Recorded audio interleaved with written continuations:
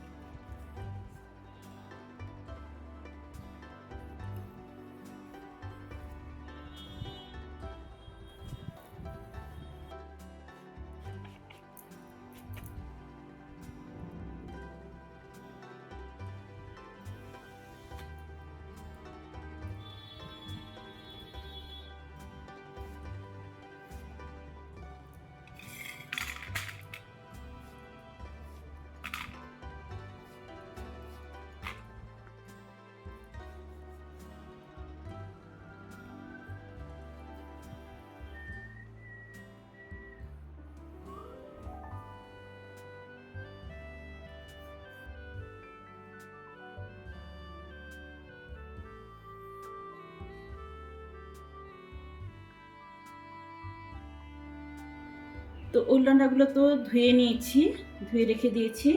এখানে আলু কেটে ধুয়ে নিয়েছি, যতটা পরিমাণ আমি আলু দেব। তো দুটো বড় সাইজের আলু কেটেছি। আর এখানে উলডান্ডা চিংড়ি মাছ দিয়ে রান্না করব, সেই জন্য চিংড়ি মাছ আমি এখানে নিয়ে নিয়েছি 250 গ্রাম। আর কি কি উপকরণ নিয়েছি দেখুন।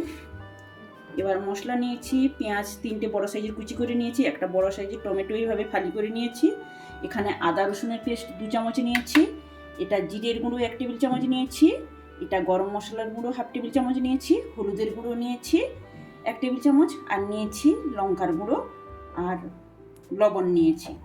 এখানে তেজপাতা নিয়েছি একটা, আর শুকনো লঙ্কা, গোটা শুকনো লঙ্কা 2টো। তো উলডান্ডাটাকে জলে একটু ভাপ দিয়ে নেব, সেই জন্য উলডান্ডার পরিমাণটা একটু বড় আছে, আমি একটু বড় কড়াই বসিয়ে দিয়েছি। কড়াইতে পরিমাণ মতো জল দিয়ে দিয়েছি। এবার উলডান্ডাগুলো জলের মধ্যে দিয়ে দেব।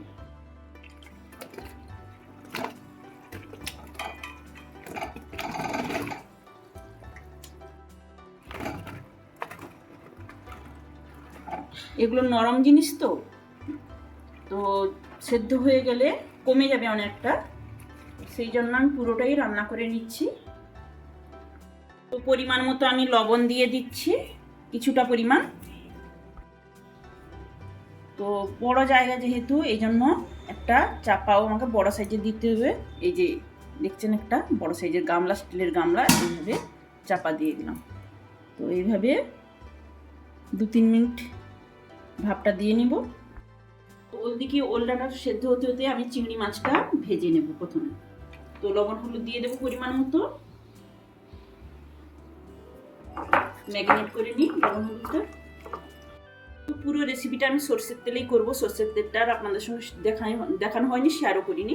তো কড়াইতে আঁচ জ্বালিয়ে দিয়েছি, পরিমাণ মতো সর্ষের তেল দিয়ে দিচ্ছি মাছটা ভাজার জন্য। তো কড়াইতে তেল গরম হয়ে গেছে, তেলটা একটু ছড়িয়ে দিলাম চারদিকে। এবার আমি লবণ হলুদ মিশিয়ে নেওয়া চিংড়ি মাছগুলো দিয়ে দেবো। এবার কিছুক্ষণ একটু নাড়িয়ে চাড়িয়ে ভেজে নেব। তো বেশি কড়া করে ভাজবো না।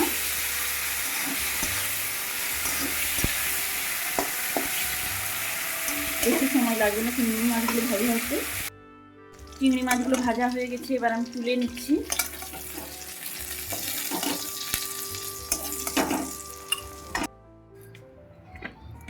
এবার আমি পরিমাণ মতো তেল দিয়ে দেবো রান্নাটা করার জন্য। তেলটা একটু গরম হোক। তেল গরম হয়ে গেছে, তেলের মধ্যে তেজপাতা ফোড়ন দিয়ে দিচ্ছি আর শুকনো লঙ্কাটা ফোড়ন দিয়ে দিচ্ছি। একটু ভাজা হয়ে গেলে এবার আমি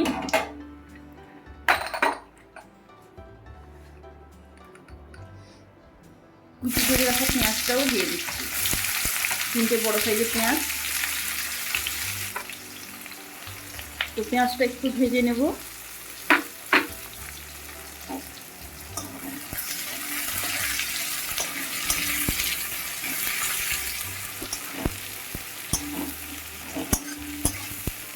ওল ডাঁটাগুলো ভাপ দেওয়া হয়ে গেছে, এখন আমি একটা ঝাড়িতে ঢেলে জলটা ঝরিয়ে নেব।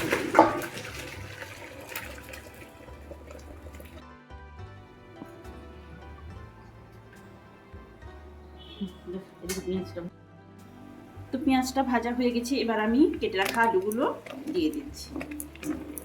এবার এখানে পরিমাণ মতো লবণ হলুদ দিয়ে দেব।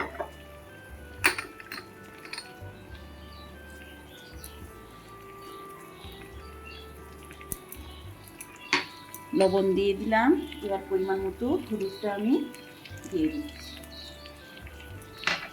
এবার নাড়িয়ে চাড়িয়ে একটু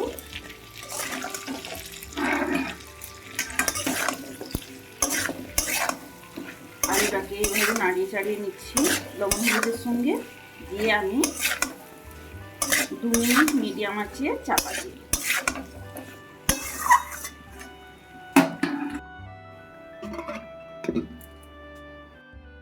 2 মিনিট পর চাপাটা তুলে নিচ্ছি।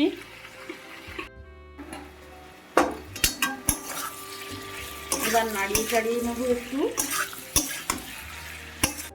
তো এর উপর আমি সমস্ত মশলাগুলো দিয়ে দেবো। জিরের গুঁড়োটা দিয়ে দিলাম, লঙ্কার গুঁড়োটা দিয়ে দিলাম। এবার আদা রসুনের পেস্টটাও দিয়ে দিলাম।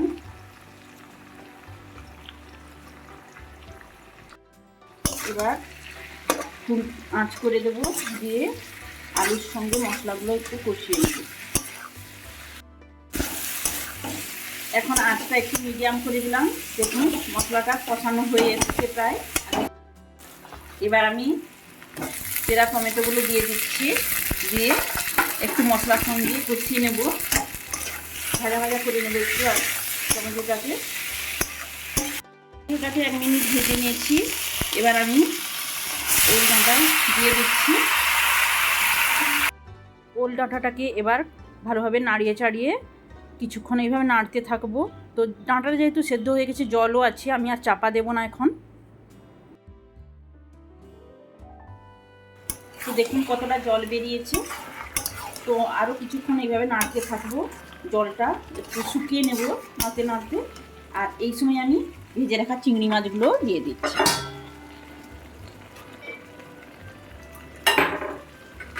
চিংড়ি মাছগুলো দিয়ে দিলাম। এবার একটু সমস্ত কিছুর সঙ্গে চিংড়ি মাছগুলো মিশিয়ে নেবো নাড়িয়ে চাড়িয়ে। চাপা দেওয়ার কোনো দরকার নেই, জল তো এমনিতেই বেরাচ্ছে। আলুগুলো তো ভেজে নিয়েছি, যেহেতু সেদ্ধ হয়ে এসছে। তো জলটা শুধু শুকাবে, নাড়তে নাড়তে শুকিয়ে যাবে জলগুলো। দেখুন রান্না আমার কমপ্লিট হয়ে গেছে। এবার আমি গরম মশলাটা ছড়িয়ে একটু নাড়িয়ে চাড়িয়ে দেবো, দিয়ে আমি আঁচটা বন্ধ করে দেবো।